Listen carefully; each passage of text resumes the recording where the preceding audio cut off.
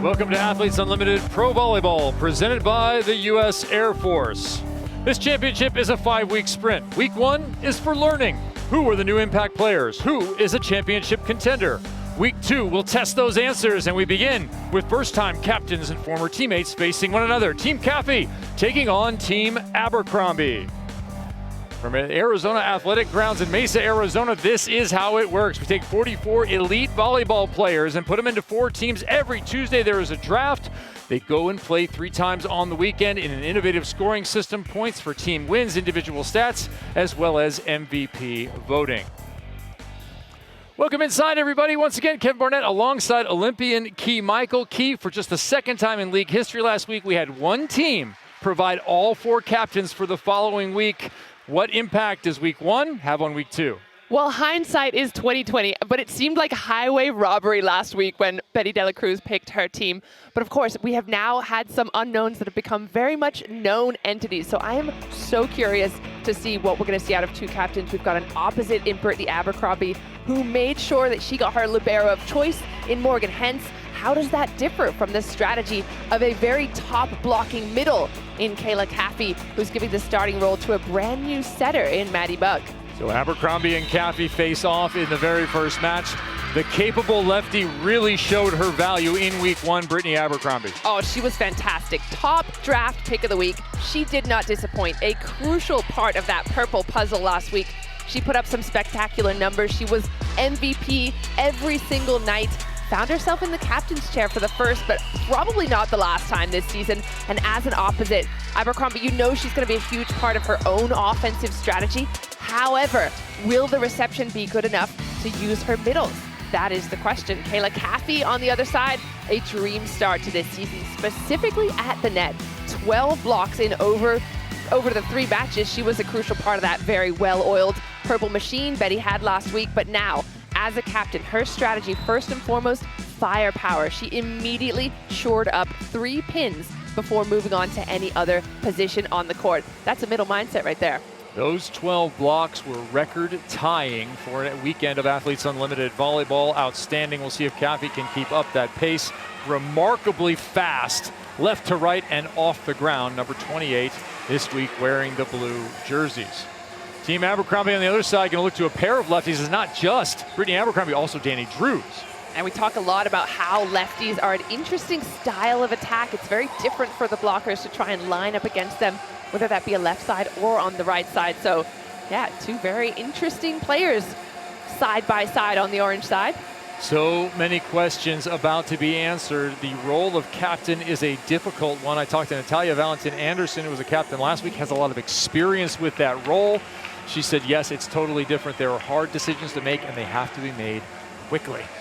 That's why the first night of every weekend is my favorite. All those questions, in theory, will be answered tonight.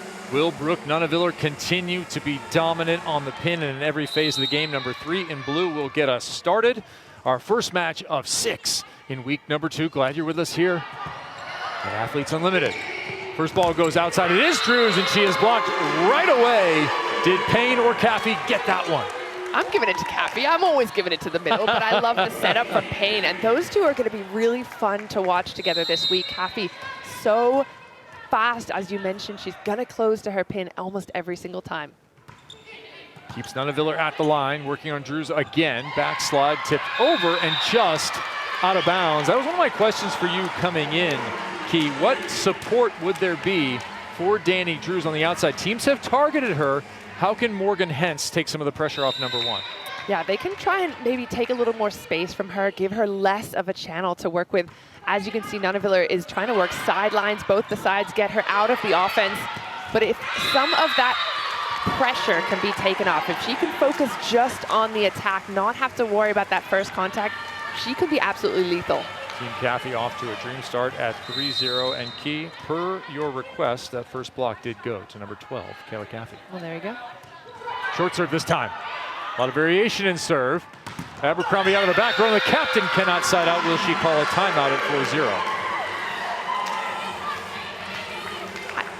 We saw this a lot last week, those first few points, especially when teams are just getting into their rhythm, trying to find what's going to work, what isn't. It's a great strategy so far from the blue side to target every area of the court in the serve. Yeah, absolutely on point as that ball is missed, and it's now 5-0. We did see a ton of runs in night 1, and night 1 of week 2 starts exactly the same. And the challenge will be issued right away. Brittany Abercrombie comes over, and maybe using a challenge as a timeout, but also a challenge. Each team gets 2 per set. Looking for whether or not the ball was in or out. Challengeable areas are in or out, up or down, whether there was a touch on the block, all manner of line faults. And the referees have access to additional angles besides what we're looking at. I like this challenge, even if it's not specifically for, maybe Abercrombie doesn't actually believe that this may or may not have gone her way. She's looking for a touch, I believe. Is that what we said? Said in or out? In or out. I think that ball was definitely out from where I was standing. However, when you're on a 5-0 run, you got to use your weapons. And sometimes those are not point scoring weapons. They're slow down momentum kind of weapons. That's part of the toolkit of being a captain slash, well, she's essentially the coach of the team right now as well. She gets the opportunity to slow down the action, make decisions that are going to change the mindset of the other team. Are you saying it's a Bill Russell kind of spot? Is that what you're saying? I don't know who that is. Coach player. One of the all-time leaders in NBA championships for the Celtics. Oh, okay. Yeah, that was deliberate. Talking basketball. You knew I wouldn't know that. You're a youthful individual, Key. Not so much over in this chair. Anyway, challenge is not successful. The call stands. Ball out of bounds. 5-0 Team Caffey. Already, Kayla, the captain, with 1 block. Kelsey Payne next to her, one of the big value adds last week. She'll be another interesting story to follow. Abercrombie hit right into Lake's lap. Good swing coming here. And it will not be put away, just barely pulled off the floor. Drews comes back and says, well, I'll just hit it even harder then. How about that defense? And this is what's difficult right now about Team Caffey. It's tough to put the ball on the floor between getting past Caffey at the front court, finally getting through, and then there's a sprawl out from Lake. The defensive-minded aspect on the blue side is impressive. I've been impressed with the libero play this year as that ball is missed in reverse, and now we're starting to see the run maybe go the other way, 5-2. Well, they haven't had to receive on Team Caffey as of yet. That was the first time. Brand new experience. Yeah. That is the beauty of this league. Every week is a new experience. There's another nice dig. Transition, Drews, yes, 5-3. I like Drews hitting a little higher like that as well. She's an athletic, she's a physical, dynamic, swinging player. She wants that ball fast, but she's got to get it at her peak. If she brings it down, that block is all over her. Setter Sydney Hilly continues to serve. Payne will have to tip. That will get picked up. Lake with another dig. Nunaviller high on Hentz.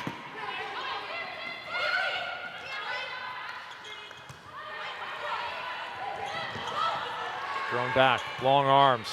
Brittany Abercrombie. That time pulls him, and Hentz digs it. And Drews, for the second time, misses wide left. And remember, you get plus or minus points for all your successes or failures. Attack errors are -12. That goes against Danny Drews now for the second time. Another interesting point about Team Caffey, they have Nunaviller, who's essentially a libero in herself. So between her and Lake, they are patrolling the backcourt. Do you think that makes the middle attack more effective? 100%. Getting that ball exactly where it needs to be. A lot more options for the attackers. Danny Drews with an option there, tipping it just over the top.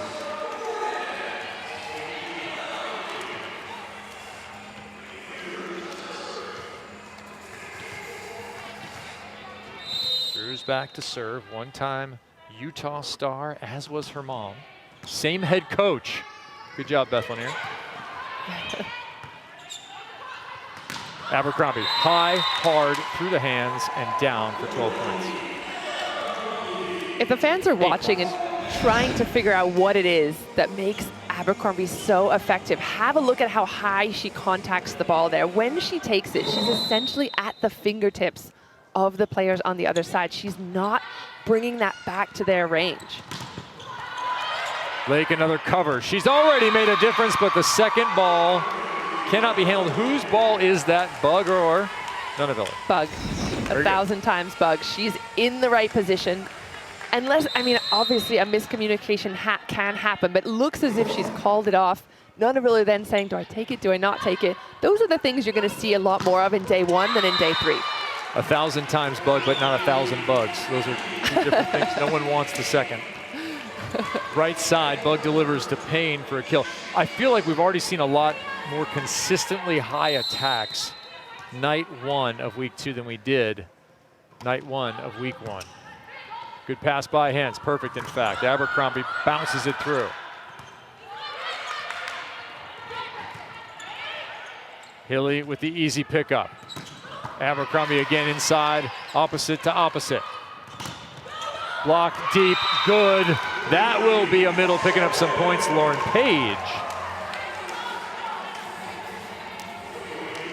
We talk a lot about Caffey and how well she did, but actually between these two teams, the 4 best blockers are on orange and on blue. So Page as well, not someone to sleep on in the front court.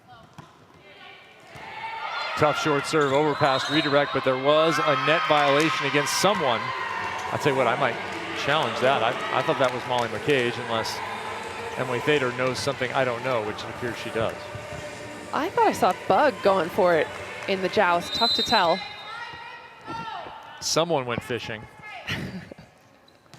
Abercrombie right back to the lead, and now 8-8. So that early 5-0 from Team Caffey completely erased. I had a few X factors listed for the week, and one of them is Allison Mayfield. I don't feel like we have a complete evaluation for a few players around here who are first year with Athletes Unlimited.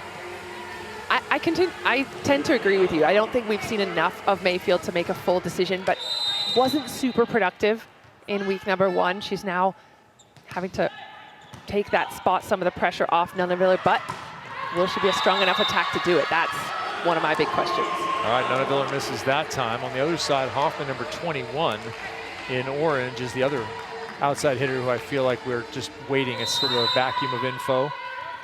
Who will perform this week? Where will their stock go? Is one of the outstanding stories to follow throughout Athletes Unlimited play. That ball is chased down by Hens. You could say that 1,000 times. We'll just put it on the old button machine here. Thader misfire. Now, this is one of the problems about bringing in, obviously, Maddie Bug in her own right, a lot of experience, tremendously talented veteran player. However, these players have not played together. Thader and Bug missing that connection because it's just night number 1 for them in the same jersey. Key, you correctly called it, that we saw a ton of runs in night number 1 last week. We're seeing the same thing right now. That ball will not make its way back over. It was a 5-0 open from Team Caffey.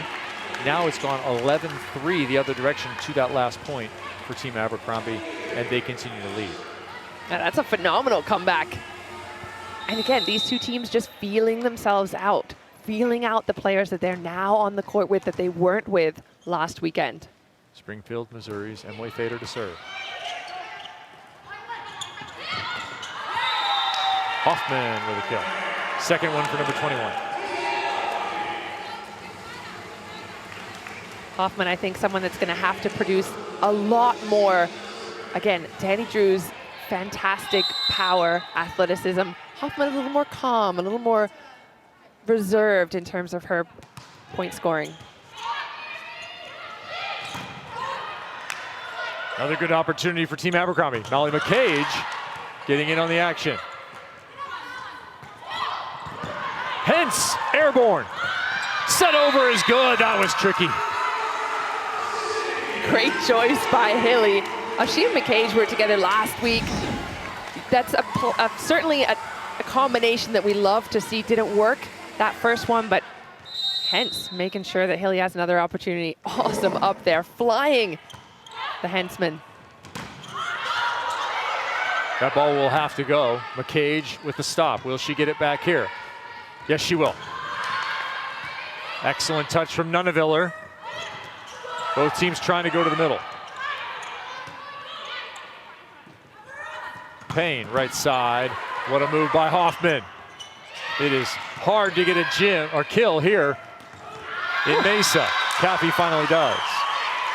I love that the setters continue going back to their middles, whether it be on that slide, that quick ball, that flat ball in front, and Caffey knowing that she's going to have the block on her because obviously the other team is watching the same thing. Great cut down that line.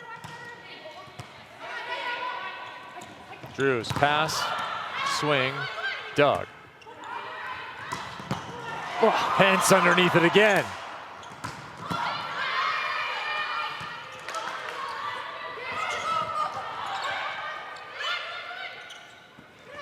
Right side, Payne, high into the corner. Did she get a touch? Nothing called. Key, you're gonna issue a challenge. How many do you get per set? From where I was sitting, it looked like a touch. I've been wrong before, but only once that I can remember in my life.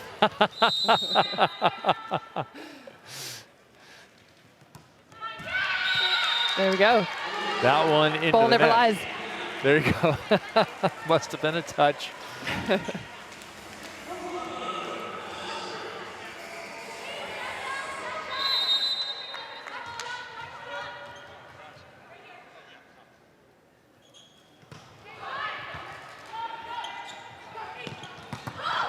That ball is blocked.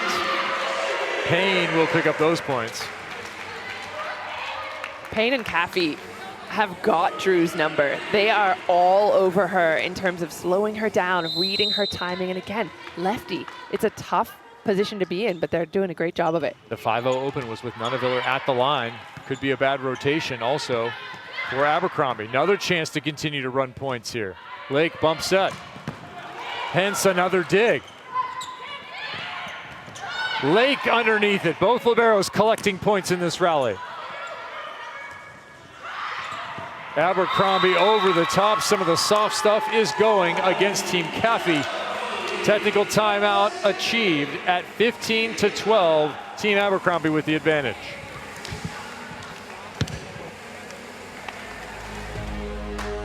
Athletes Unlimited Pro Volleyball is sponsored by the U.S. Air Force.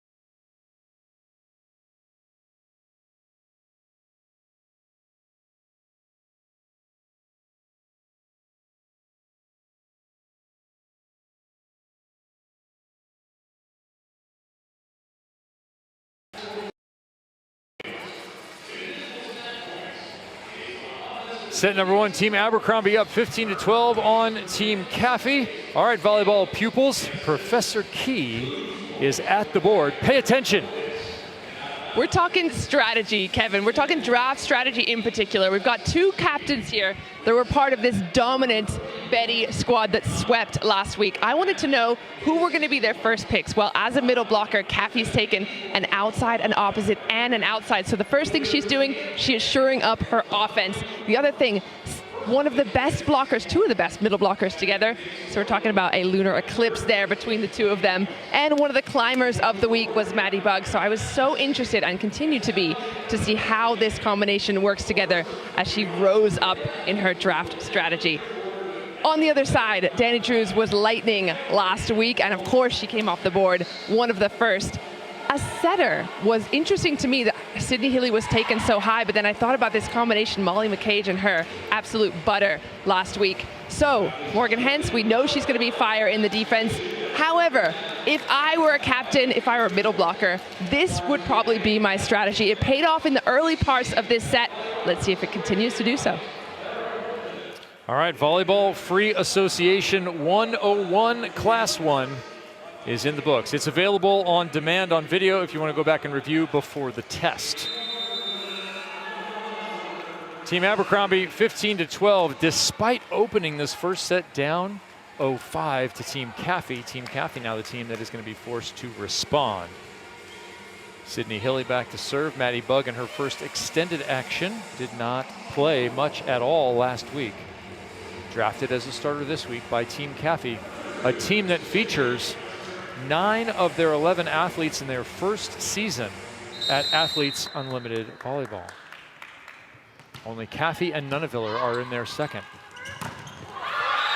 First season, no jitters for Lauren Page, who positively shuts that ball down as our leaderboard pops up and you get a look at the live updates as to our individual championship chase.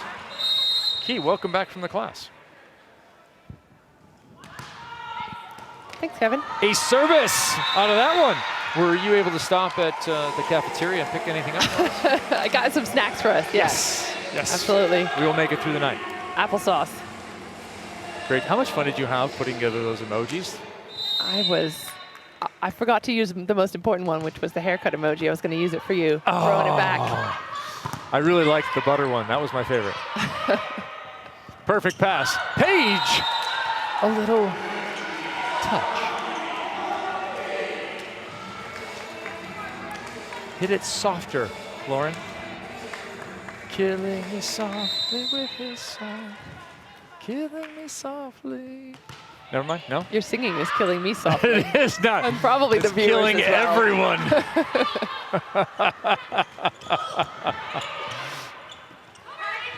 Statman Pickle is also dead, just like that ball. Payne and Caffey again. I'm loving this Payne-Caffey connection. Look at how low and tight those two are over the net. They are completely shutting out all of the daylight. And that is hard to do here in Arizona, where we have had 0 clouds and 100-degree temperatures every day. Hence, perfect pass. Here comes Team Abercrombie. Good night now. Lauren Page blacking out the world. 19-13. Again, we talked about it earlier on. These are 2, 3, 4 on this court. Very aggressive middles, both in defense and in offense. I'm loving seeing Paige get a little more action. High, over, no touch. Nunaviller, no good. The run now is 20-8. Oof. I really liked the start Team Caffey had. They were aggressive from the end line. They were backing it up with their blocks. How about that comeback, though, from Abercrombie's team? And it starts with the leadership, right? We know that Abercrombie, first-time captain, but she's really put together something special in this squad. Already you can see. All right, Team Caffey, Team Abercrombie timeout on the floor. You have the technical timeout that we hit, so each team still has 2 timeouts remaining. Coming up to that moment, Team Caffey burns 1. Abercrombie 20-13.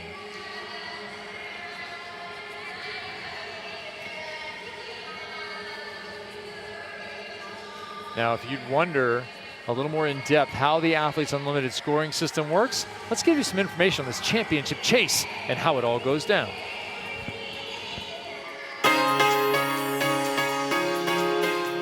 AU Pro Volleyball offers a unique scoring system that brings a dynamic way to follow the action. Players move up and down a league leaderboard based on both individual and team performance. Let's break it down for you. First, each match has win points awarded for set wins and match wins. A set win awards 40 points to each player, while a match win value is 60 points. Secondly, from the individual points category, aces, kills, assists, digs, you name it, they all score points. Aces are worth 12 leaderboard points. Blocks are also worth 12. Digs earn 5 points. But watch out, errors can lead to leaderboard deductions. For a complete scoring breakdown, check out our website at auprosports.com. Finally, onto the stars of the show, the third category to affect the leaderboard, MVP points. Following each match, the players vote for who they believe were the most valuable players in the competition. The top 3 are awarded points. 60 for MVP 1, 40 for MVP 2, and 20 for MVP 3. The live league leaderboard is constantly moving as athletes' individual points are factored in, play by play. At the end of each week, the top 4 players positioned atop the leaderboard are named team captains, a title that earns them the right to draft their own teams for the upcoming week's competition and to lead those teams throughout the week. At the end of the season, the single athlete in the number 1 spot atop the leaderboard is crowned the Athletes Unlimited champion. In AU Pro Volleyball, every match, every play, every moment counts. It's all-star talent with playoff-level intensity every single day. So grab that popcorn, sit back, and enjoy the show as we find out who will be crowned the 2024 Athletes Unlimited Pro Volleyball champion. Lights, camera, action.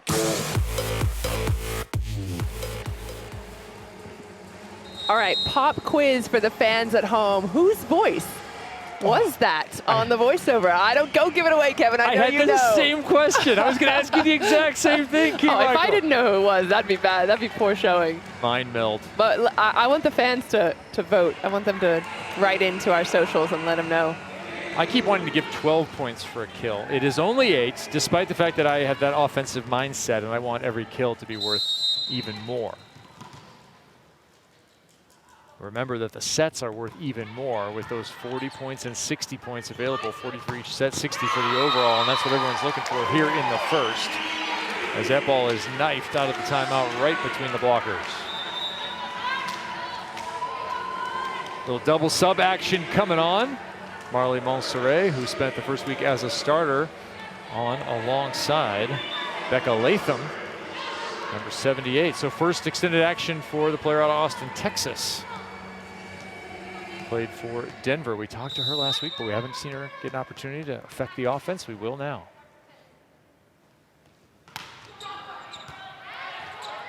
Medium pass, ball goes outside, dug by Lake.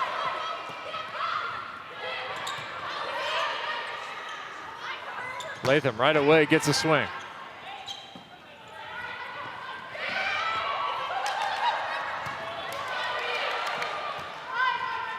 That ball tight to the net. Good call by Hentz. Left side again, and those left side attackers need to get on the ball. The 2 X factors doing battle. Abercrombie finally puts some heat on it.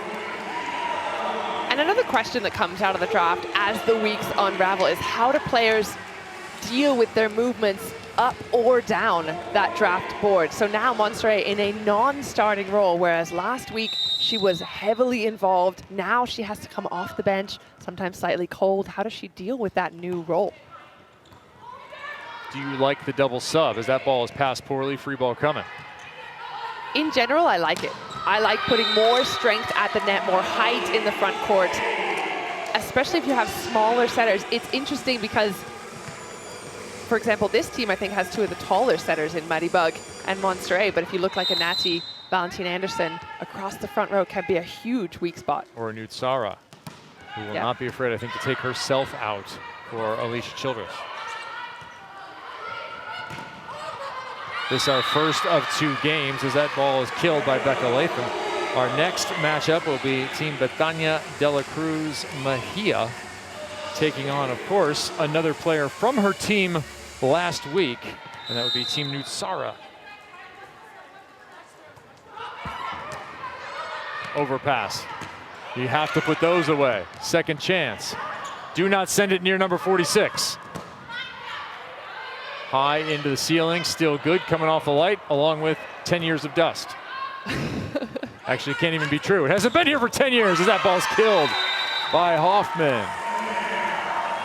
I thought it felt a little tickle in my throat. That's what that was. Our referee's coming out to inspect the floor and see what came off the lights there. I like that it's playable, though, off the ceiling. It's not even a super low ceiling, so I like that they're able to play it, but sometimes really difficult as it ping-pongs off some different things.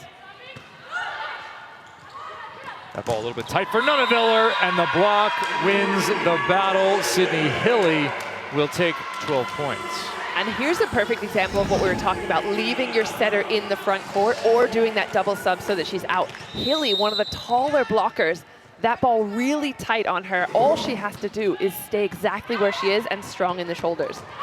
Crossbody kill for Thader. Well, this is looking pretty rough towards the end of the set here. The 24-15 score and a chance to win it there. Where Team Abercrombie has them outscoring the other side 24-10. Could be a very ugly set without that 5-0 open. Second chance to close here for Abercrombie, 40 points. Drews will cover herself. That ball thrown too far by Molly McCage. The voiceover artist formerly known as Molly McCage. There it is. There's the hint, everyone, if you were wondering. Third chance for Team Abercrombie.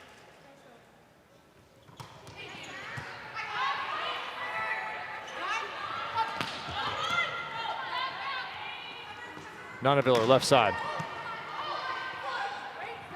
To win the set. Yes, there it is.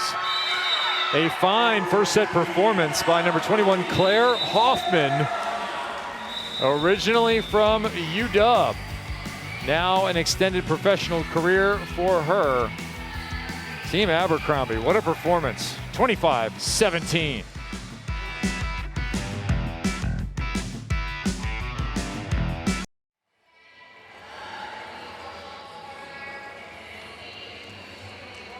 Welcome back to Arizona. Team Caffey started strong. Team Abercrombie came up stronger. 25-17 the finish after going down 0-5 to begin that first set. They now lead via the 1-0 40 team points, and they lead 25-17 in the overall, in part thanks to an offensive factor we knew coming into the weekend would be there, number 1, Danny Drews. Yeah, last week on Team Hens, impressive. And again, the lefty getting a lot of opportunities here. Already 12 attempts to attack.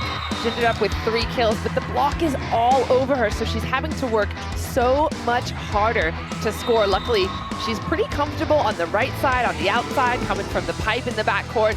She's got a little bit of variety in everything she does, but I love how aggressive she is every time she goes up to touch the ball. Interestingly enough, on the other side, 6 kills, 8 errors on 42 attempts for Team Caffey as a group. That is negative territory. How do they turn that around offensively? Great question. I think they did a great job of starting strong with some aggressive serving. It looked as though they were getting into their groove. Again, they have some really good blocking between the two middle blockers there, as well as Payne and Caffey kind of going head-to-head next to each other. I like the addition of Bug and the offense that she's running. I think they got a little bit too comfortable after seeing that lead, kind of fell asleep, but the Abercrombie side was not going to roll over and came back even more aggressive. 1 kill, got blocked once, hit 2 balls out on 11 attempts. Brooke Nuneviller expected to be the primary threat for Team Caffey as we look at stats through 1. Expected to be, but she has just 1 point so far, and these numbers tell you exactly why. All the kills on the orange side, 14-6. That just tells me they're in system more often. They're getting more opportunities to run, and the block is not slowing them down the way that it did in the beginning. All right, they're in system, and you could be in some terrific gear. All you have to do is go to the AU Pro Sports Shop. It's now on Instagram. The best way to stay up to date on all the new arrivals, limited edition items, and the exclusive merch, head on over to AU Pro Shop. That's at AU Pro Shop to follow and connect with the league. Kat Bell connecting with the fans right now. She's got her cheerleader game on. I love me some Kat Bell. Is there nothing this woman can't do? She is so much fun. I did a little walk and talk with her the other day, learned so many things, and she has the personality, the character that this league really needs. Which one of the Athletes Unlimited volleyball athletes have been a reality TV star? I'll let you figure that one out. All right, set 2. This is where you have to start to follow that overall aggregate score that's going to determine those 60 team points that are available to be added to the leaderboard for every single person on the side that wins the overall. It's done on aggregate through 3 sets. We always play 3. Back one to Caffey starts us out. It'll be Drews right away. Misconnection, bad timing once again. Bug, Nuneviller. Shut down, Page. You saw that a million miles away. The ball out of system. Maddie Bug having to set from the 3-meter line. All the blockers in the orange jerseys were going to be there waiting, just camped out on the outside. Combine that with the fact that ball's a little bit tight, there's really nothing Nuneviller could do.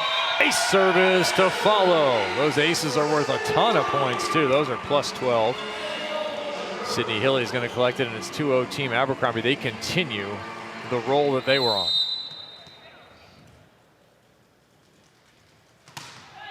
This time going deep and a little too much so.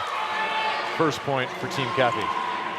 I still like the aggression there. I think that's what got Team Abercrombie back into the match, putting some pressure on from the service line. That's exactly what we saw from Betty De La Cruz's squad last week. That first contact so important, even if it goes a little bit long. Caffey there, another example, that ball going slightly long. You'd always rather that than it go in the net. All right, Team Caffey, Team Abercrombie, early set 2 action. We have our chair chats, an opportunity to talk to the athletes during a match. We're going to bring in a special guest in just a second here as Drews serves again for Abercrombie, the team in orange. Little paintbrush, and that one will go down. Let's bring in Sheridan Atkinson, who's back with us again at Athletes Unlimited. Sheridan, welcome back to AU. What brought you back after a year off? Well, I think it's been 2 years, right? I did 2021. I don't know how many years go by anymore, Sheridan. Right? You just blow right So past. true. Yeah. No, I mean, I think it was the opportunity to come home with PBF, of course, and then just realizing that this is a great way to come back, to get touches on the ball, to be a part of a great league, to build all the amazing things. And I just thought, okay, what a great combo that could be. And as well as the market of AU is just changing so much from the first year. It's so much more interactive with the fans. I did it during the COVID season, so now there's fans we get to talk to, and you know, the social media aspect of everything, and it's like a giant reunion. Half the okay, Kelsey, I'm so sorry, I'm so sorry. But it's just like half the girls I either played with or against, or from college or from pro, so it's just an all-in-one. You can't go wrong coming back. You're cheering for the other team there. I know, she's my bestie boo. I love her. That's AU in a nutshell, Kevin. You're Literally. cheering for the volleyball because everyone feels like your teammate. But outside of volleyball, Sheridan, I know you're an entrepreneur. You have your own clothing brand called Fitted 20s. Can you tell us a little bit about what it's like being a player, an athlete, plus trying to build a business? Yeah, it is not for the weak. I rely on the strength of the Lord Almighty. But it's fun. It's great using the connections from being an athlete to help build the brand, and as well as the resilience that you get from being an athlete, right? You know, that's a kind of failure isn't really an option. I get blocked on one ball, I go right back. Maybe sales aren't good, I keep working on another product. So that sort of mindset has really helped. At the moment, I'm kind of pausing working on Fitted 20s just because I was overseas for 3 years, and it's really hard to build a business by yourself when you're not in the country of your business. So now that I'm back,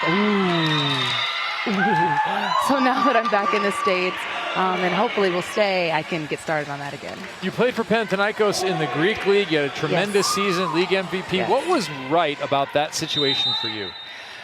What was right about that situation for me? Well, hey, God wanted me to go there. You can never go wrong with that. What else? I think my teammates were really good as far as being older and mature. I had, I think, a couple Olympians I was playing with. My oldest teammate was like 40, which no shade to the 40-year-old still playing. Extremely high level, very just knowledgeable about the game. So they made it easier for me. And we got another coach that came in at the end of season for the last month and a half. His name is Dragan, Serbian coach, and he just brought so much energy, did a complete 180 for our team, almost gave us like a makeover in a sense, and allowed us to play free and just enjoy playing And so, yeah, it was just a great time and a really amazing opportunity to be in Greece. Sheridan, we're enjoying that you're back with us. Yeah. Thanks for spending a little time. Thanks for having me. All right, Sheridan Atkinson and Team Abercrombie are now down here in set number 2. Well, the one thing before I let Sheridan go is I hope that she is making some extra long pants in her clothing brand. I hope that all of her clothing is for tall people. That's all I hope. Asking for a friend? Yeah, exactly. I need some on-air clothes. Sheridan, hook me up. Recent fashion maven, Key Michael, looking I for don't know about that. some new fit. All right, challenge, in or out? What do you think here, Key? Let's have a look. I think that touches the line. I think it clipped it ever so slightly, and even with my grandma eyes, that's what I saw. And in volleyball, it only has to be in by a hair for it to be in. What do you think? Original call was out. That ball looks like it's in. Taylor Bruns-Tegenroot has it in. She was checking over your shoulder. No. Yeah, we got the best view in the house with these replay monitors. When you're a player, you sometimes don't get the benefit of the in-house cameras or the on. We're all wrong. On the big board. Are we? Yeah, that ball confirmed out, apparently. Cat's done. I have a long history of being wrong on replay, so just get used to it there, Key. It's fine. 7-4. Start keeping track. Yeah, Taylor Bruns-Tegenroot amazed, as are we. Abercrombie tipping. That's not happening. Left inside. Mayfield with a unique solution. It's not pretty. It's not always going to be the most beautiful volleyball. A fist pump. I haven't seen that since middle school.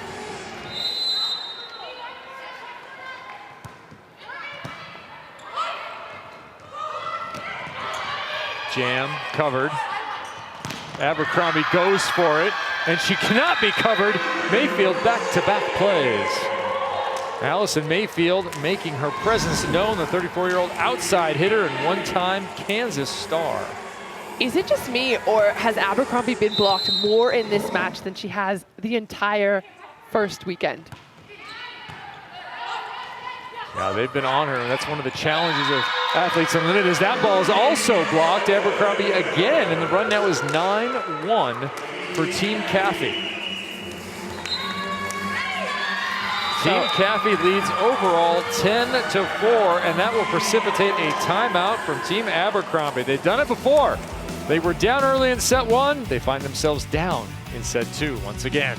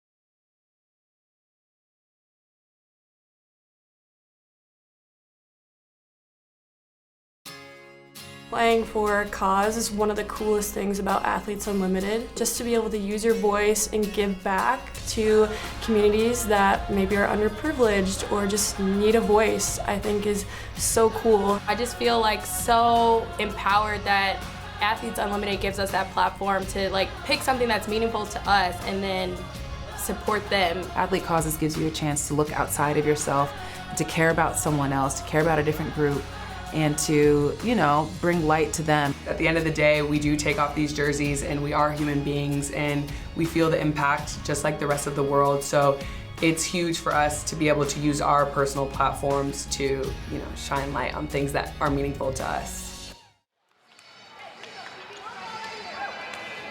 The Athlete Causes program, powered by Give Lively, allows athletes to play in part for their benefit of a nonprofit organization of their choice. At the end of the season, the nonprofit partner will receive a grant matching 100% of the athlete's season win bonus. That's a big deal. To learn more about the Athlete Causes program, visit auprosports.com/athlete-causes.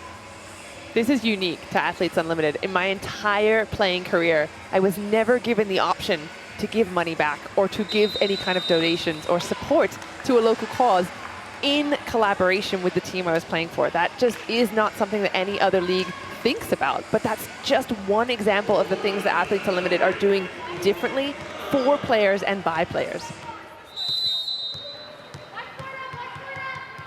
For some players who played overseas, some of their money was taken and given to someone else without their permission. Yeah, I'm still waiting on a couple of paychecks. Aren't we all? Aren't we all? Now the center line violation that's going to go against Team Caffey out of the timeout. So a little bit of work to do for Team Abercrombie. They trail 10-5 here in the set, but you also need to keep an eye on that overall score. 30-27, tightening up via that run that Team Caffey has had to open this second set. That aggregate score, the overall victory, worth 60 team points. Abercrombie, tough serve right on Lake.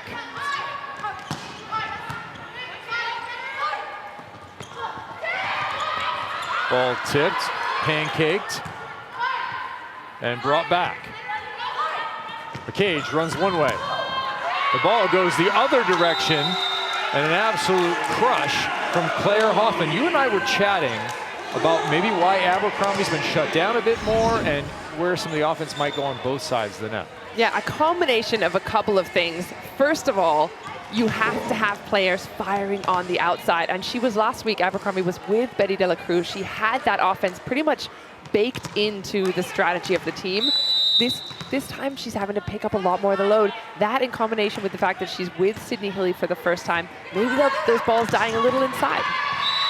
Mayfield over the top, so both the X Factors performing in back-to-back points, perhaps finding their rhythm in this league. That sometimes can be an issue, switching setters, thinking about team points, thinking about individual points and performance. Good to see Mayfield collecting another kill. Fader on Drews. That one is still good. Backslide, McCage right to the back line, winner. That's what we're used to seeing out of Molly McCage. The speed as well as that power. She doesn't like to tip. She doesn't like to roll. She loves that ball to come right into her window and be able to bring that exactly where she wants it. Have a look at the first step is solid. It looks like she might be running a ball just behind. Then she adds that width.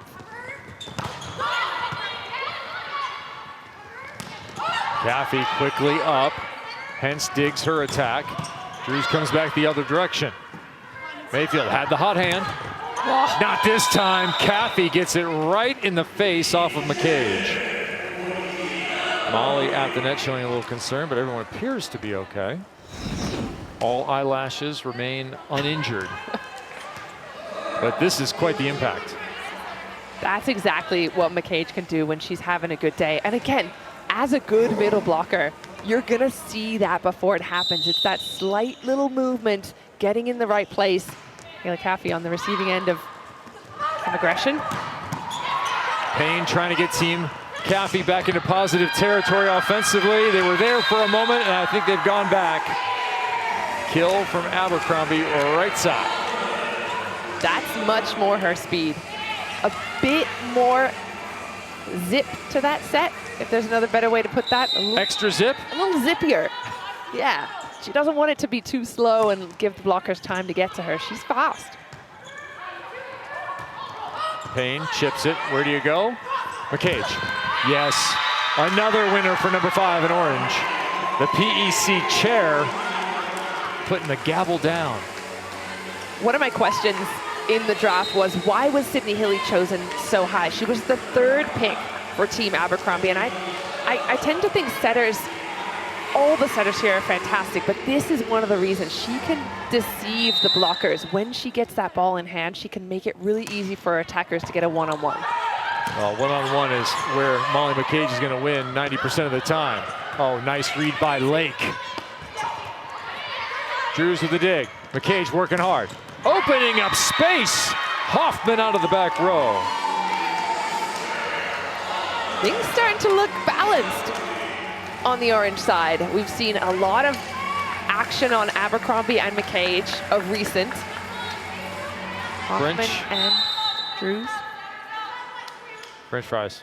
Oh, on there the it board. is. Sorry, Key. I thought you were done there. I stepped right on you. That ball dumped over the top. Maddie Bug will get a kill.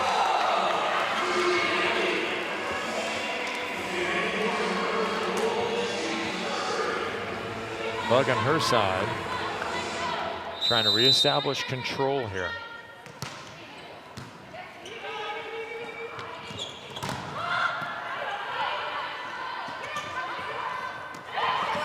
Tipped, Hilly right underneath it. Abercrombie, chance to shine.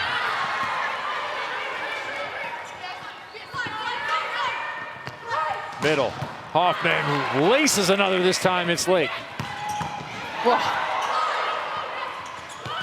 And that works again, no, Lake has it.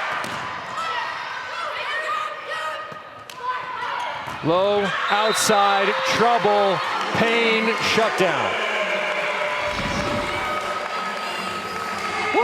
Let's just have a moment for the liberos, shall we? A couple of fantastic plays on both sides, and again, Lake laying out. This is what is so important about having a good libero, and again, choosing the right one for each team is making sure that they're able to run that offense based on those defensive plays. Did you just force them out on the sidewalk for the liberos? Is that what happened right there? Sometimes I give them a little credit every once in a while. All right, McCage, another kill there inside of Caffey. Molly McCage, originally out of Spring, Texas, played her collegiate ball ages ago at the University of Texas, starred there. Looked like maybe she was thinking about going to real life and then got back into playing professionally full-time, played in Las Vegas last year. With PVF, headed over to Love Volleyball this next season. Because this is not real life. No, this is the simulation that is volleyball. That's right. Would you like the blue pill? Or the orange pill?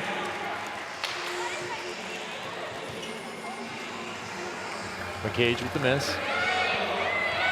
Team Caffey back in control. Never shake a libero. Careful with their heads. Especially if it's a bobblehead, a Morgan Hens bobblehead. I've got one of those at home somewhere, I think. I just saw mine recently. Pineapple, and that one is a little past its sell-by date. Nothing worse. Soggy pineapple. No, pineapple has a short window. The only fruit with a shorter window is cantaloupe. Interesting call. It is either really tasty or horrid. There's almost nothing in between. Nice crossbody kill there by Paige, and you weren't expecting commentary on your local produce department, but you get it anyway. That's what you get when Kevin's on the mic. You just never know. Never know. Talking food, ice cream, French fries, now cantaloupe. There is no cantaloupe play in volleyball yet, although there are cantaloupe jerseys. Should we make one up? Why not? I'm going to call him a Morgan Hens dig, a cantaloupe. Excellent. Drews off the block. Hoffman out of the back row. She's recently had 6 kills, part of the big run that Abercrombie has made. Drews ripping high and wide. 16-13, Team Caffey slowly grinding back to an advantage here, mid-set. And I'm looking at the points on the Abercrombie side. Danny Drews only able to score 3 points so far, and it's actually Hoffman picking up most of the slack with 7 points. Make it 8. Oh, sorry, that was Drews out there. You're saying Hoffman has picked up slack. Indeed, she has. I believe that was Abercrombie on the left-hand side. Our leaderboard popping in. That does update live. You see the points for Abercrombie there. That's where those team points make such a difference. About 60% of any individual's total is made up of team points. Hands pulled, hence with a cantaloupe. And then a tattoo issued by Brittany Abercrombie. This is Orange at their best when Hens is able to come diving in for that fruit pickup, as you mentioned. Perfect play, and all things start to open up for Sydney Hilly. Middle, Fader, good.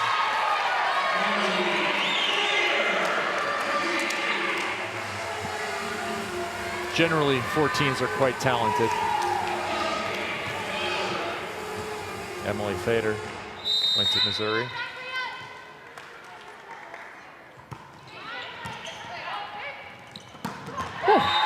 Back-to-back middle kills. Cue Key Michael's infinite excitement.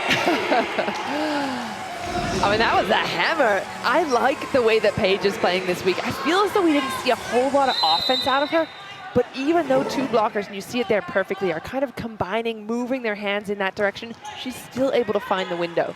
I felt like Paige was far enough off the net to do that. A little over there. Left foot of Kelsey Payne's going to find the line. Fader says no, and we now have a captain's challenge. And this could be a pretty important one as well.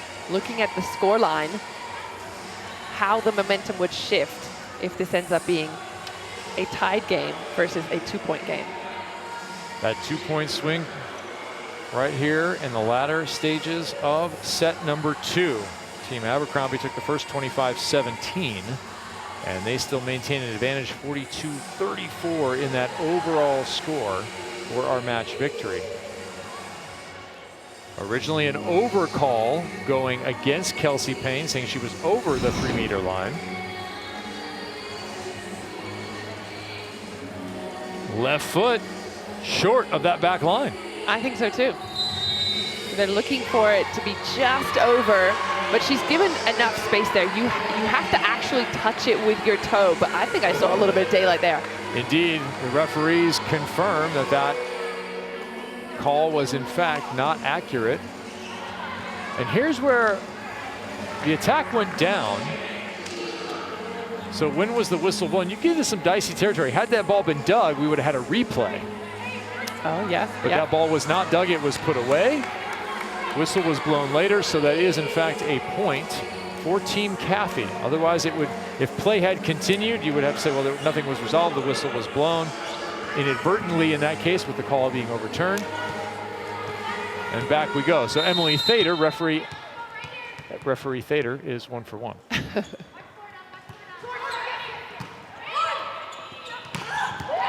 Molly McCage solves any problems created by the previous play. I love that both these setters are searching for their middles. That's not necessarily the perfect time to go Molly McCage, especially if she loves to slide behind. Get her involved in the front as well. Even from a couple steps off the net, she is experienced enough to find some space.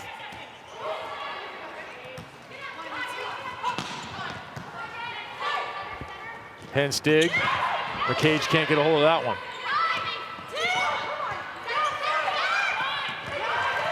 Beautiful handwork by Hilly. Set over, Hence right hand. Set over, Lake right hand.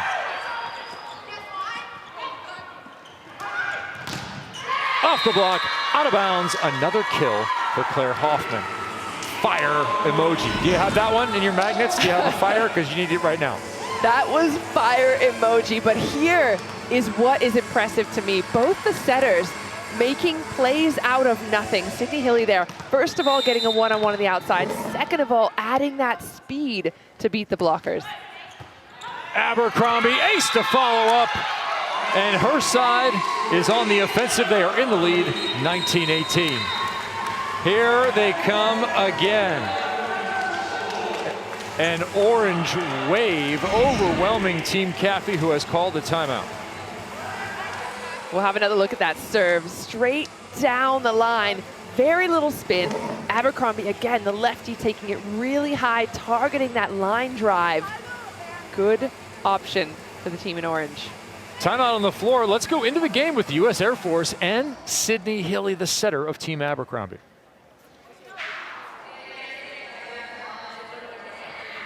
Tune in, it's supposed to be a good game. Team Orange, we're the cuties, like Clementine cuties, but we're fierce too.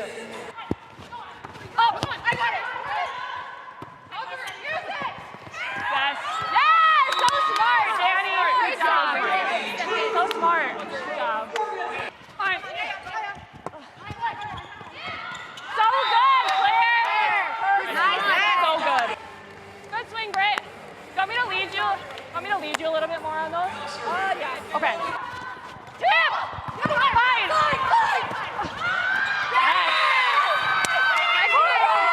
Yes! Good dig! Good job. The Clementine cuties. We were so close with our fruit reference with Cantaloupe. That's true. That is a better shade. Do they have like a hard exterior and then a sweet interior? Is that once you kind of get to know Team Abercrombie? I mean, you definitely, yeah, it's spicy on the outside. Are they going to brush you off into it. first? Yeah, they're just going to brush you off, but then once you can get past the rind. Peel away the layers, yeah. Yeah, okay. Wait, Team juicy and Abercrombie's sweet. like an onion or an ogre? No, like a clementine. Oh, okay. You got to okay. peel said off the outside. layers, though. Ogres are like Well, there's only layers. one layer, I guess, so you got to go through. Just the one. All right, be sure to follow AU Pro Volleyball on Instagram and see exclusive content featuring your favorite Athletes Unlimited players, including highlights, mic'd ups, behind the scenes action, and more. You want to stay connected throughout the season and follow through the week. Follow us through the draft and see how the results go there. Key gave a terrific breakdown of some of the strategy as we saw it take shape in week 2. I'm sure we'll see a little bit of change of strategy in week 3. The draft is always an evolving kind of thing. When to take who, when there's a run on a player. But there are some places where we know people are always going to find value. 5 in orange is one of those. Yeah.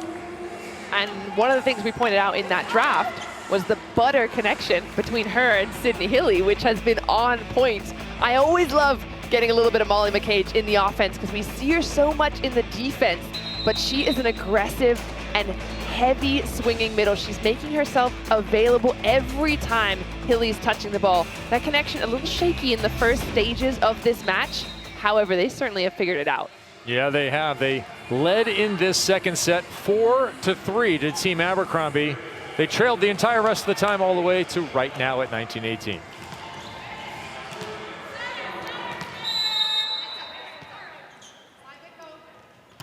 Can they continue the run?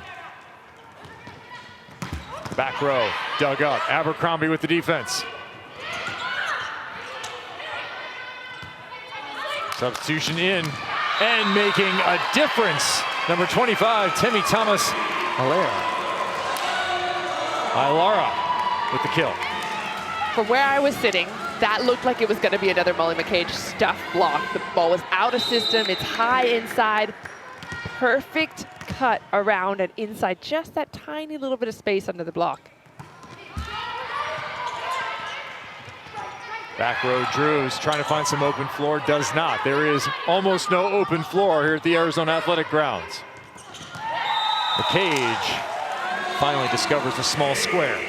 She's playing checkers out there. But I love that Hilly's using her all over the court.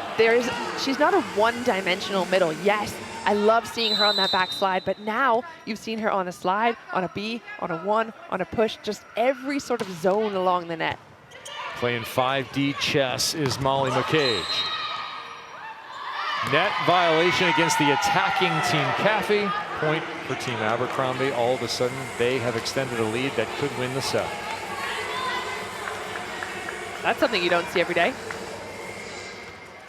9 times out of 10, it's the blockers that get called in the net. Ilara, good pass. Payne leans into it. No touch called. Another point to the other side. And just like that, Team Abercrombie is looking at a potential 40 more set points and then the potential of a sweep. They lead 47-36 in the overall right now. Nearly added to it there as that one fell off the shelf. Hoffman, more positive plays. Abercrombie into the coffin, shut the door, put the nails in, and put it in the ground. Put a little bit of dirt over it. Find a tombstone. Etch Abercrombie's enemies onto it. Here lies the ball. Ilara down. They'll have to go middle back. Oh, confusion about whose responsibility it was. Wouldn't you just look to Morgan Hintz for everything, anywhere? Anything, everything, all at once? Morgan Hintz defense? I would say yes. Okay. 100%, especially because, I mean, it's a great touch by the blockers, but that's just a communication error between the two. On to the next. Looking for him a cage kill, didn't get it. Nunaviller, self-coverage. Payne, a put away. I feel like Payne's been making a lot of good swings, but not necessarily collecting as many kills to match the quality of attack. Yeah, we're looking at 6 points for Payne right now. She was someone who stepped up, didn't get a lot of playing time in the first night, then kind of found her starting role, was really impressed with her as she climbed her way up the leaderboard. Finding a starting role again today. That set over went once, it's not going again. Hoffman touched it, and unfortunately Abercrombie could not get past her. A small run from Team Caffey has put Team Abercrombie back on the defensive. It is now 23-22, and Team Abercrombie is going to burn their last timeout. I like the change of Temi Thomas-Alara as well. I think there needed to be something on Caffey's team, just a little something to change the energy, change the momentum. And she's done a good job of stepping in and kind of taking some of that pressure again off of Nunaviller on that right side. Ilara, number 25 in blue, ABC All-American and All Big Ten first team. That's a big deal to be All Big Ten first team.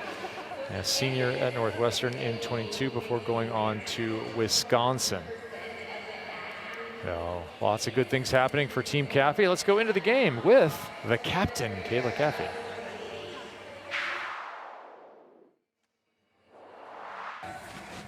This is how I warm up.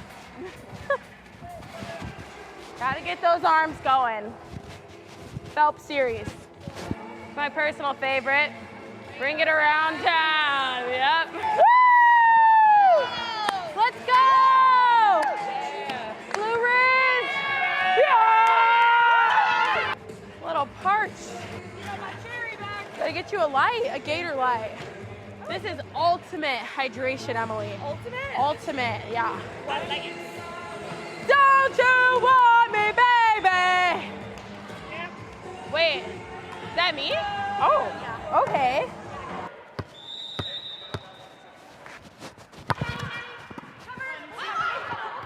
Oh, ow. I'm okay.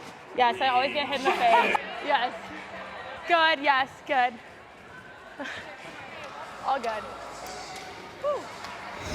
Welcome to the life of a volleyball player. Welcome to the life of a middle blocker. How many times, usually you're actually blocking when you get hit in the face, but she's used to it. She's fine with it. Yeah, she said, I always get hit in the face. Well, it's interesting. I still am going back to her draft strategy because we talked about it a little bit throughout this match, but you pointed this out, so I don't want to steal your thunder here, but she's chosen 9 new players. 9 out of her 11 players are brand new to Athletes Unlimited. How does that fare as a strategy, just choosing basically unknowns? Question, Kevin, question to you. I think we're still TBD. Yeah. I think we're still TBD on that. We've seen good stretches from Caffey, right? Opening of set 1, most of this second set, but Abercrombie's still on the verge of being able to side their way out of a second set to 80 total team points for winning the first and the second, and being on the verge of perhaps a sweep. Bug to serve. 3 hitters in the front row. More importantly, perhaps 3 blockers. Not this time. They run a little C-ball to Abercrombie, and it will now be set points. 24-22 out of the timeout. The veteran and Puerto Rican star, Brittany Abercrombie, put that one away, and then they bring on their closer, Taylor Bruns Tegenroot. Went to the cage. I saw someone tapping a left arm in there. The AU veteran for the set.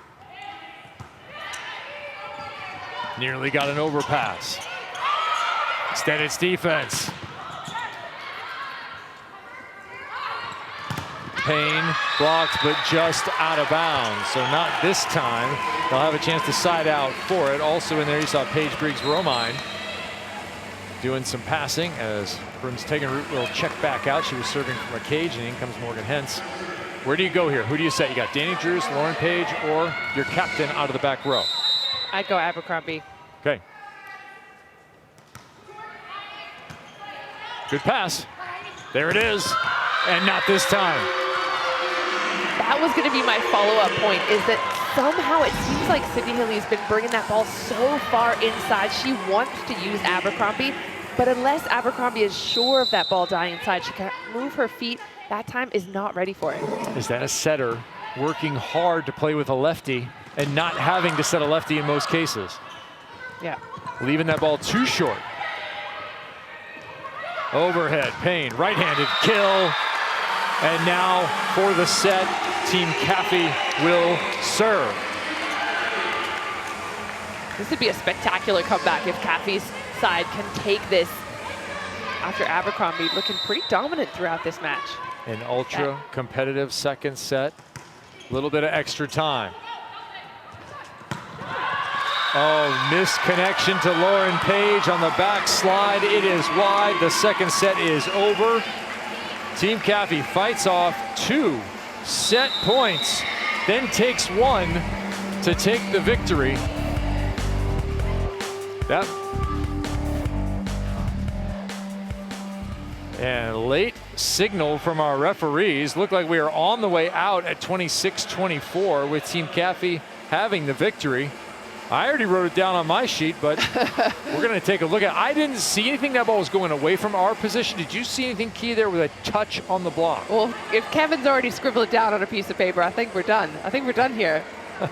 I didn't see a touch, and by the looks of the faces on the court, I don't think they did either. They just wanted something. Let's try this again. An ultra-competitive second set ends with Team Caffey in comeback fashion, fighting off set points and winning themselves. 26-24, we head to the third with the overall at stake.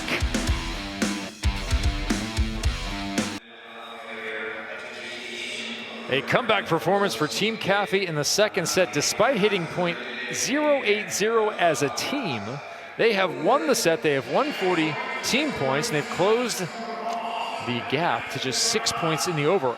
Everything is possible here for Team Caffey or Team Abercrombie in our 100-point third set.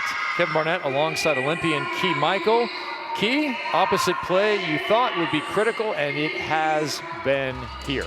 Yeah, Kelsey Payne, someone who stood out last week, was one of the top picks this week. In fact, the second pick for the Caffey side. She's had 19 attack possibilities, only been making 2 errors so far. So she's got all the numbers that her side needs. She's doing a little bit on offense, doing a little bit in defense, but in particular, she's that kind of balance that we talked about. Brooke Nuneviller on one side, her on the other. She's just making this blue side look really well-rounded.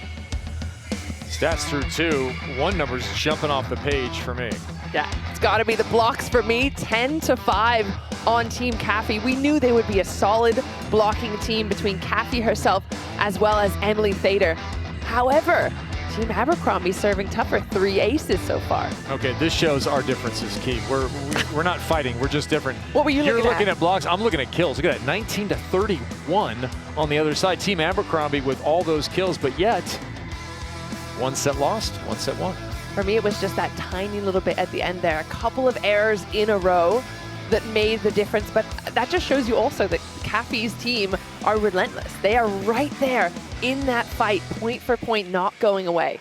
Every point matters in Athletes Unlimited. Absolutely, from the start to the finish, and your involvement also matters. You want to check out the brand new AU Pro Athletes Marketplace. This is a hub for you, businesses and fans to engage with the athletes directly with a variety of individual NIL activities. You can head over to auprosports.com/marketplace to see how you can support your favorite athlete today. Who will win our first match of 2 on the evening? Remember, we always play 2. Coming up, it'll be 2 veterans after this one. Team Nutsara taking on Team De La Cruz Mejia. And yes, we did have Team De La Cruz Mejia last week, but it is a completely new team this week as 4 of the members of that team are now the captains. Kayla Caffey was a part of that winning squad, as was Team Abercrombie's opposite, Brittany Abercrombie. They are now fielding their own squads here in week number 2. And it's going to all come down to this third set. 49-43. Keep an eye on those smaller numbers, as that will determine 60 team points for the overall victory. The one thing that's already jumping out to me about this week, both these teams seem balanced. It doesn't seem really one-sided, as if one team really got away with a murder in the draft. I'm seeing a lot of talent unfolding on both sides. Was that the follow-up by Sophie B. Hawkins? Was that the murder on the dance floor, murder in the draft? That's the one. I think I have the wrong Sophie, actually, though. I'm trying to think of the right Sophie. Sophie B. Hawkins, I think, did a different song.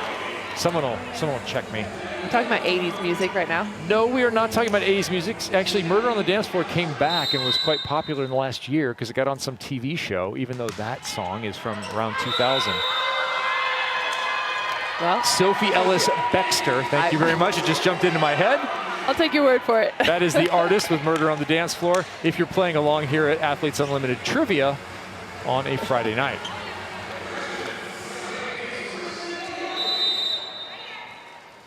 All right, Team Abercrombie getting off to a start here. Nunaviller been a little bit quiet. This time she chisels the edge for success.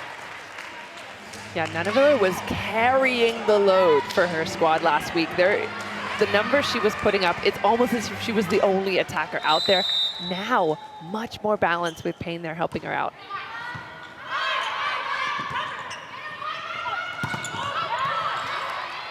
Abercrombie dug this time. Payne, other way, tips it. Yeah, tips do not work much here. Missed pass into the Bermuda Triangle.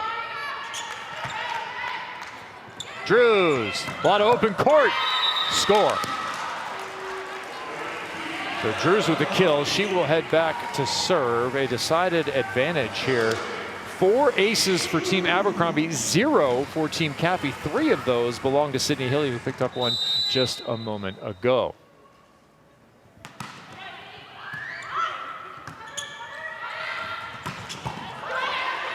Tremendous swing, better dig. Drews trying to chip it for the winner. Good bump set. Off the hands, off the defender, and gone. That is a souvenir. Someone will be chasing that one for the next 10 minutes. While we spend time with Becca Latham, number 78 on Team Caffey. Becca, why 78? I mean, I love a big non-traditional volleyball number personally. What's the meaning for you? Well, okay, all the good numbers were taken by the time I came, first of all. So I told them my numbers were 7, because lucky number 7, 8, because that's been my number all through my career. I don't know where it came from, honestly. And then 11 was my newest number that I just like. It's a holy number. And they said there's no numbers for you there. So I was like, is there like a 78 or 87? She's like, yeah, there's 78. You can do that. I was like, all right, I'll take it. So we weren't going 66 then? No, oh, absolutely not. Okay, just checking. Becca, I understand that you are left-handed in everything except volleyball. How on earth did that happen? I don't want to call anyone out, but whenever I first started playing, everybody on my team was right-handed, and we're all young. And my coach, I was a lefty, and he's like, no, it's better if we all just do right-handed. It's easier to teach you the footwork. So I really missed an opportunity there. So not gonna call anyone out. Not throwing shade, but yeah, missed opportunity. I see all the lefties out here like Brittany, and I'm just like, could be me, but it's all right. You've played all over the world. What have you taken from that experience of being a citizen of the planet, not just of your home country? It's really cool. Obviously I wouldn't be able to do this without volleyball. And I feel like, being able to experience new cultures that I would never know about, otherwise, even in my day-to-day life, I see things that I would never notice, with Greece, souvlaki, things like that, Korean food. I'm a quarter Korean, so I really enjoyed learning about, their culture and being, a part of it. So I think it's really cool to just embrace the culture, learn the language as much as you can, and I was just really grateful to be able to experience that, and of course experience the different levels and ways to play volleyball. So cool. Becca, growing up, you did a little bit of gymnastics. I feel like I'm one of the least coordinated human beings on the planet, but did that help you in terms of just being an all-rounded volleyball player? I think it messed up my ankles, to be honest, because I was so tall and lanky that every time I went to do somersaults and stuff, I would sprain my ankles so much, where the point where they were like, when everybody does the somersaults and the flips, you're gonna go to the side and stretch. And the only thing I took from gymnastics is I'm very flexible because I was always stretching. All right, Becca, thanks for spending a little time with us. Thank you, guys. Stay limber, stay ready. We saw you earlier in the match. I'm ready. Okay.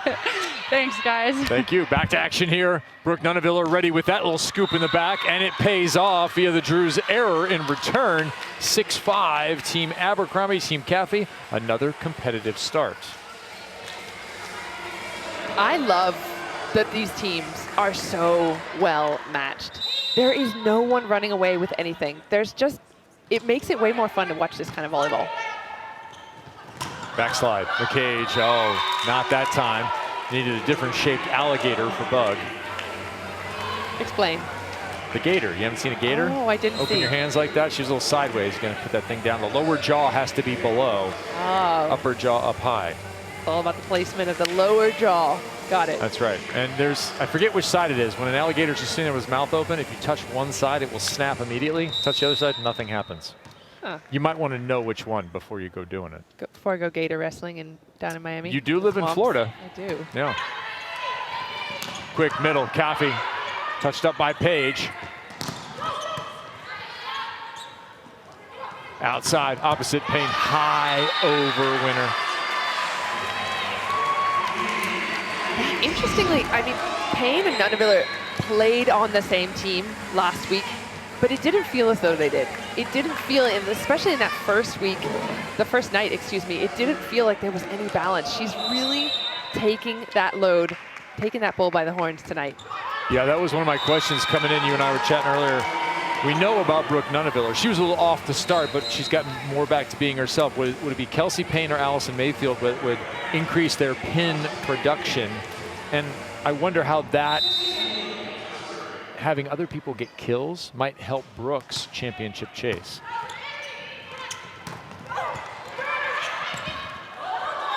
Did Caffey touch the net? That was kind of a check swing. We need to go to the first base umpire and see if Caffey followed through too far there. I trust her. I think she immediately said, no, that wasn't me. Pulled back. Yeah, but you're like a golden retriever that way, Key. Just trust anybody. I do. Hi, nice to meet you. Oh, especially if she's a middle. Absolutely. We're in a middles sorority. All tall doorways in the house. Thader, another kill, another moment for the sorority. It's Rush here in week 2. Middles, Alpha, Thader. 8-8, set 3. The comedic stylings of Olympian Key Michael will be here throughout our 5-week run. This is week 2. Through the middle, dug by Mayfield. Outside Nuneviller, big approach and a winner.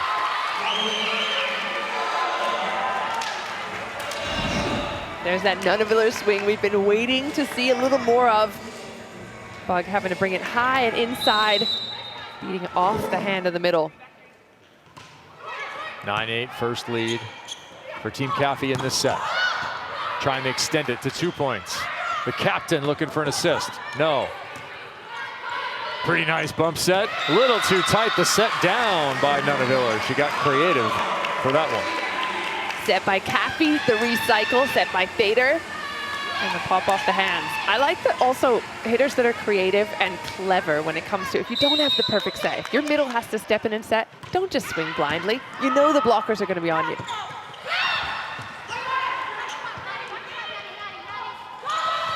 Abercrombie tipping and good. The rare tip going down. Keep an eye on that overall score. Now 10-9 in this set, but it's 58-53.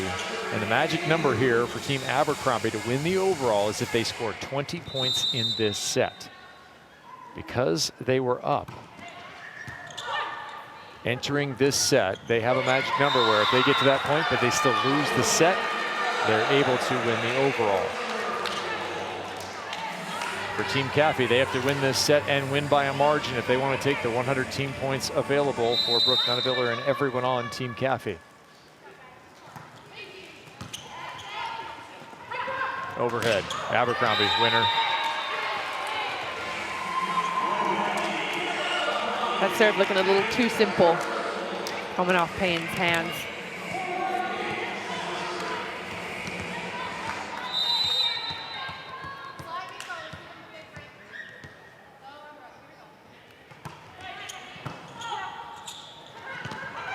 Bug, beautiful delivery. Nuneviller converts it.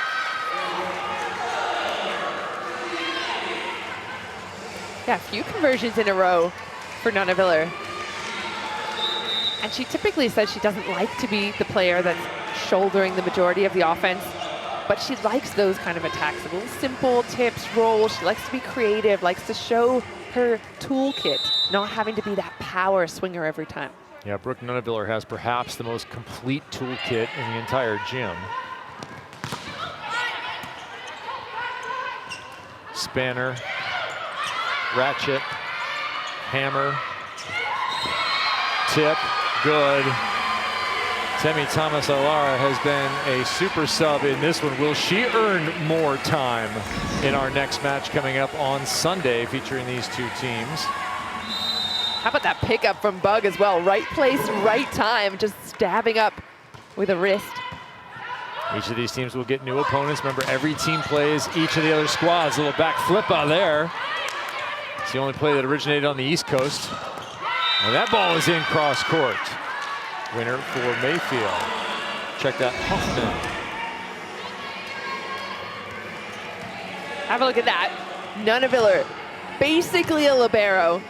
Keeping that ball in play for Bug at the net.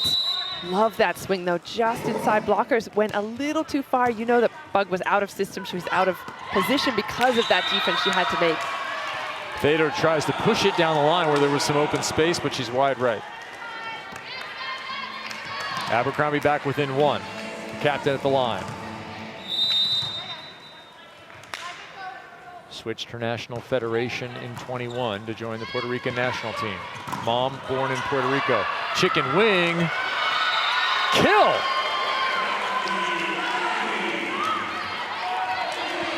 That one confused me a bit. I thought that ball might have been out.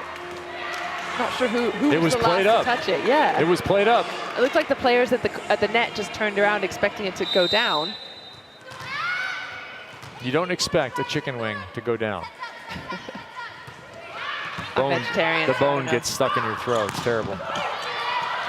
That ball off the block and good. Hoffman, her best performance thus far comes in match one of weekend number 2. Yeah, she's been stepping up big time. 9 points already. Again, one of those X factors you talked about, having to have a good performance to create that kind of balance we saw in the purple squad last week. Perfect pass. Caffey trying to go just over the back of the block. Abercrombie, deep middle.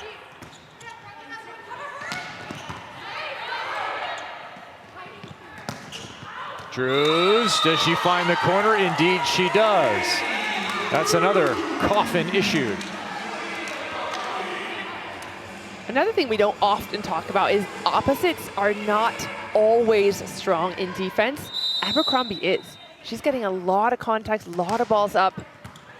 That sort of added little extra factor for an opposite. A little extra on that ball. McCage manages to track it, but it feeds right to Kayla Caffey, who puts it away. And with that kill, Team Caffey is within 5 in the overall. They are leading by 1 in the third, and our technical timeout takes us for the last time.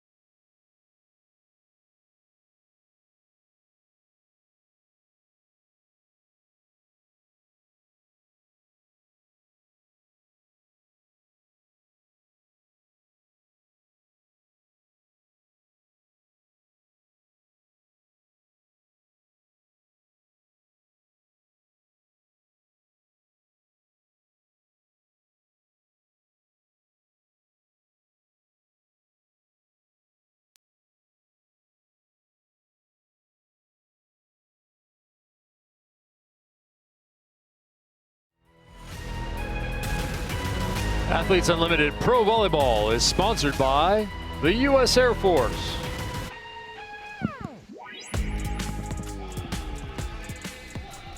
Back in Mesa, Arizona, and we are in Arizona because the Arizona Sports Entertainment Commission is proud to be a champion of women's athletics, second season for AU here in this great state. They're supporting incredible events like Athletes Unlimited Volleyball and are committed to promoting top-tier sports and events that drive economic impact and unite communities. For more information, visit azsportsent.com. Of course, the partnerships that bring Athletes Unlimited here are incredibly important for these players, for you, the volleyball fan, so that you can enjoy these matchups throughout our 5-week season. Kevin Martin alongside Olympian Key Michael into the third set. Technical timeout, Team Caffey leading in this one, but trailing in the overall. Key, if you were on the Team Caffey side, what would you be feeling confident about at this moment in this match? Well, I think they've been doing a good job of serving tough and backing it up with their blocks. We've seen performance 10 blocks so far on Team Caffey. That is a strength that we knew they would have going in. Caffey herself, the top blocker in the lead. She picked up Thader as well. So that defense at the net she knew was going to be a priority. I think they focus on continuing to do that. Trust your defense, keep that ball in play, but with a little bit of aggression from that first contact, and allow your basically 2 liberos in the backcourt to do their work as well. Both those liberos are back there right now. Nunaviller in the left back, Mary Lake middle back. Largest lead in this set has been 3 points, and that was by Team Caffey. Our other sets have featured a greater gap, including a blowout by Team Abercrombie, who went down 0-5 in the first one, 25-17. And then Caffey, in comeback fashion, after leading early and then trailing, fighting off some set points in the second to take the win there. And they convert another here. Temi Thomas Ailara once again, the sub paying dividends. It's kind of stock you want to own. She's been fantastic in that spot. Hasn't played all match long, but when she's given the opportunity, she is scoring. Hitting high, athletic, very impressive player. Tip is rejected. 17-14 in this set, and now 60-63. Look at Team Caffey closing in on 100 team points if they were to take this set and the overall.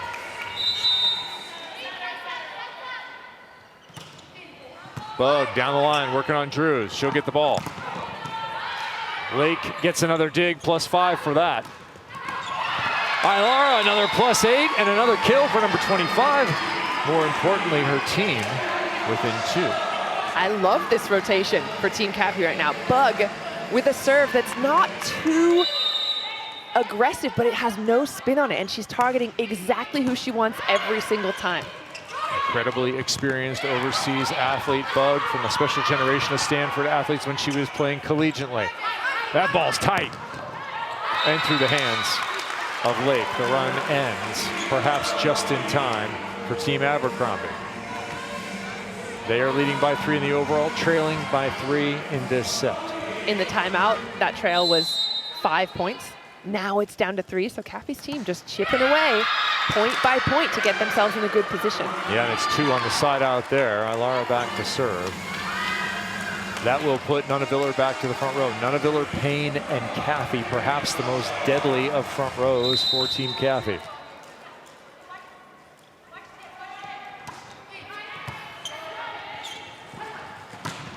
Abercrombie dug by Bug. Drews, scoop, tip, deliver for the point. That ball called down. Bug calling it on herself. Good effort, great spot to be in. Of course, when you're playing that right back position, it's tough to decide, do you go in for that tip? Do you sacrifice your body? Do you wait and then react? So Bug trying to just wait and react on that tip. Does well to even touch it. Sydney Hilly led last year with 545 assists. Off to a good start this year. There's a delivery from Bug, who has started to dial in her connections. That one to Caffey. Caffey! We saw that last week. We saw the power that she has when she gets that ball in her window. I love that it's starting to come out again this weekend. Staying within reach, trailing by 2 in the overall, leading in this set. No conversion there to be had. The captain, Brittany Abercrombie, with the kill. Right now it's looking like a split. If this holds over the next few points, it would be 40 team points for the set victory for Team Cathy, and it would be the overall 60 team points for that victory to Team Abercrombie.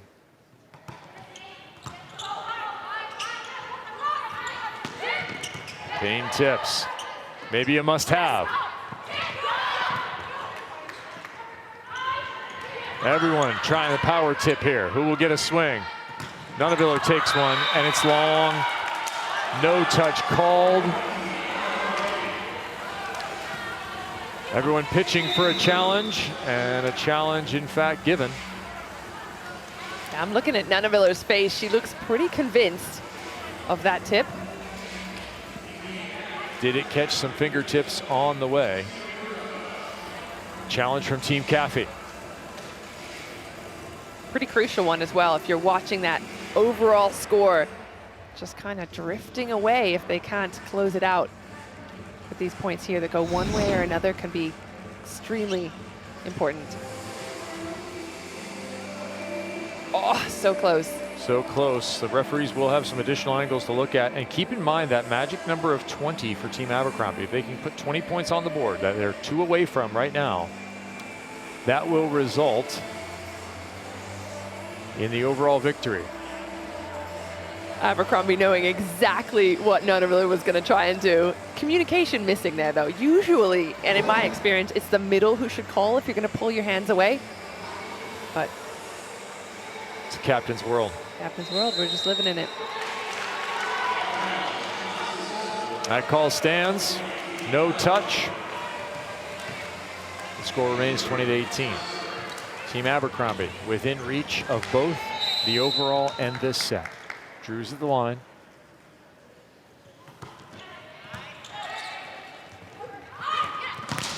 Block covered by Bug. That ball might have been hittable. Hoffman, who's been hot, and she continues that streak. This might be their best situation where Hoffman is effective on the left and Drews can stay effective out of the back row. 2019. Yeah, 100%. It's Hoffman and Abercrombie doing the majority of the offense, which is surprising if you were watching last week thinking Drews was an absolute machine. Abercrombie looking for the conversion. She gets it. We are tied, and they have taken the overall via that 20-point mark. So it took them just one opportunity there to take the plus 60 overall. There is the victory, the run of 4, tying this set. Could be 100 points won here in the third. That ball down the line has Team Cathy finally responding.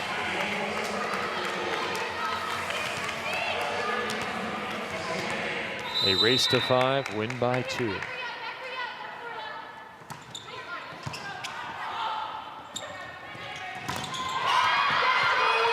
Captain covered, ball might have been going out of bounds. Instead, it's still alive. No one gets a swing. Abercrombie pulling her hands quite a bit. Drews covers herself. Hoffman chips. That ball might have been down. Will we have an argument? Longest rally of the match ends there. What a fight.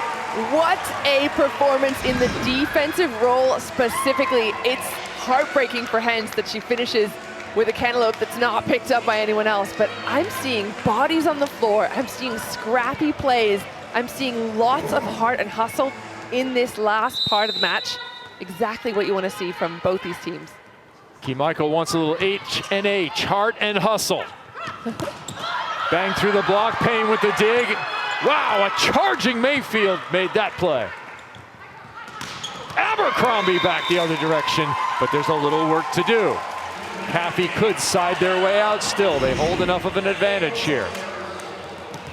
Abercrombie's starting to get the balls she wants, and again, Hilly holding the block, pushing that ball a little bit wider. But what I'm seeing from all the players right now is they realize this is a short season, but essentially there's still 3 more weeks to go. Every single time they have a contact on the ball, they're proving to their teammates, all 44 of them, that they are worthy of being drafted. Left side kill for Nunaviller. Where do you go if you're Team Abercrombie? Your captain has 15 kills in this match. She will be in the right front. How much do you shade that way if you're Team Caffey? I give it to Molly McCage though if I'm Hilly, if it's a good ball in. Not this time. Neither one get it. Hoffman does, hence covers. Abercrombie too tight. Did she find the block? Yes, she did. Checking for the linesman and getting the touch.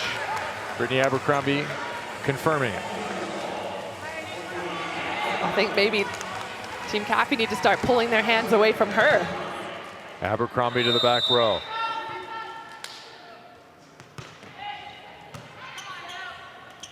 Ilara against Hilly. Dig. Bump set outside high, covered by McCage. Abercrombie.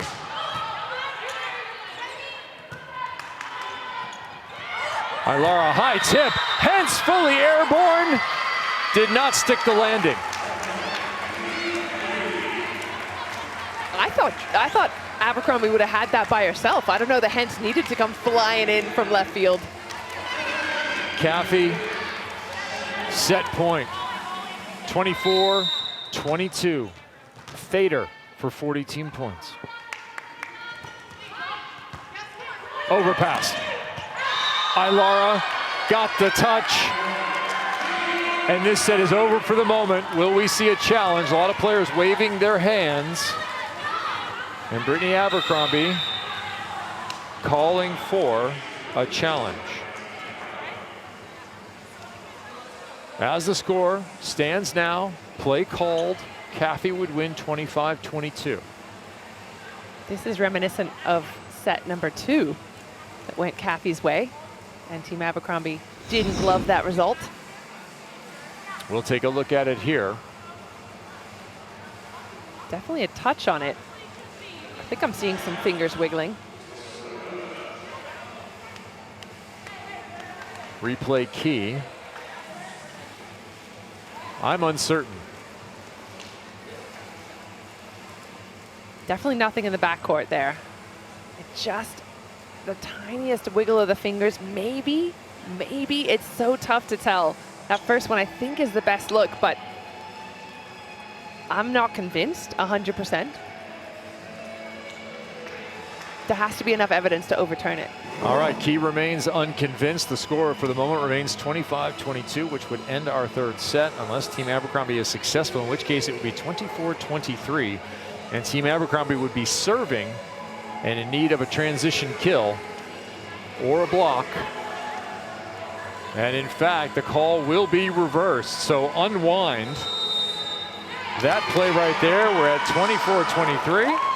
It will be a second set point opportunity. And this looms pretty large in the overall on the score. And I don't mean the overall in this one. I mean in the overall for these teams, for these players in the championship chase. These 40 points are big.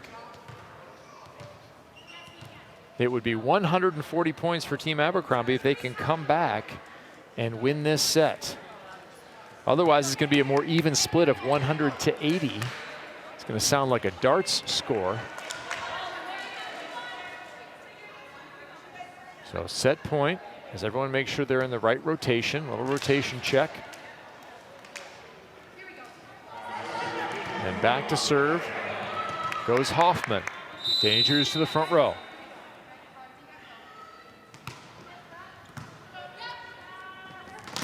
Caffey stopped by McCage. We're tied.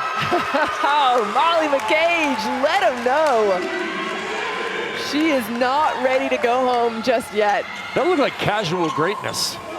It usually does from Molly McCage. She makes it look so simple, and I can tell you, having been in the shoes of a middle blocker, it is not. She's extremely talented. 24 apiece. Nearly the same serve. Payne inside to Drews. She tries to scoop it out of her stomach. Lift call. That one going the way of Caffey, but I like that I hear Molly McCage talking to her outside hitter there. You can hear her saying, wait up. That's the value of a good middle. Third set point. Bug with the service. What a throw to McCage. Dug by Nuneviller. Ilara is dug the other way. Free ball coming. Best chance, perhaps. Payne closes off the block, out of bounds. This time, it's over. 26-24. Set to Team Caffey. They'll take home those 40 team points. So a very even split in that overall team points picture. 100 team points earned by Team Abercrombie and 80 team points earned by every player on Team Caffey. Our final score in the overall will be 73-69. That was decided a little while ago by virtue of Team Abercrombie having to get to just 20 points in the set. They get all the way to 24, so they will take the overall match win.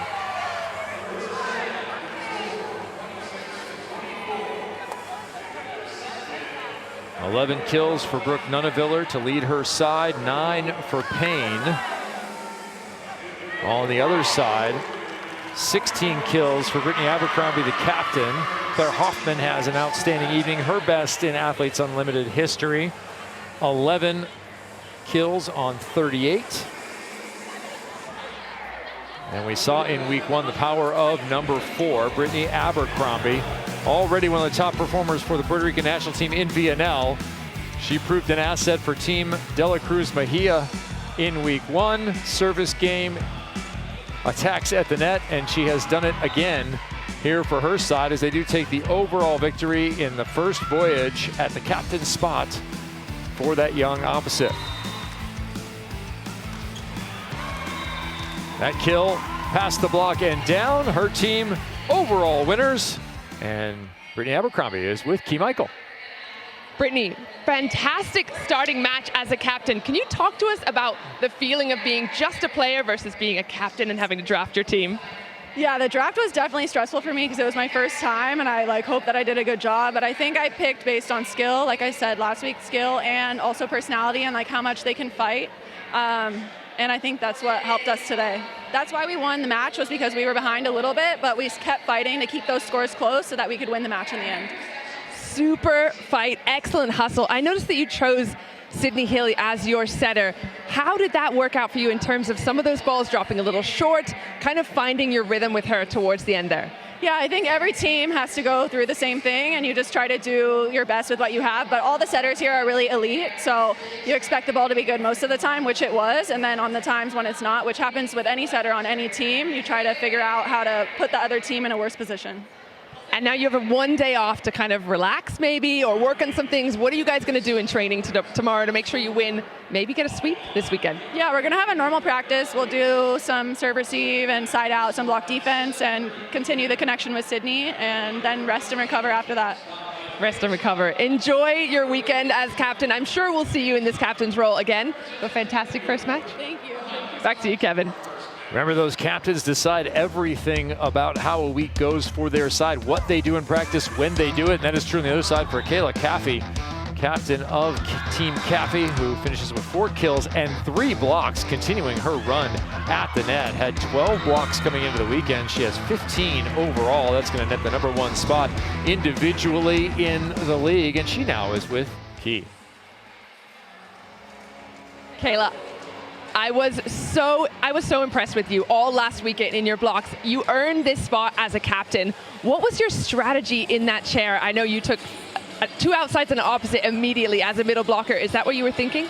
Yes, definitely. I mean, even though I feel like I'm a great blocker and attacker, we're already at a disadvantage with me as a middle being a captain, so I knew I had to get some power outside hitters, some power right sides, and I really trust the people that I drafted, and they did amazing tonight. Even if we didn't walk away with the win, I'm so proud of my team. I love that. I feel like the energy that you bring as a captain is so important. What did you learn from Betty as a captain last week, and what was working on that purple squad that you brought in this week?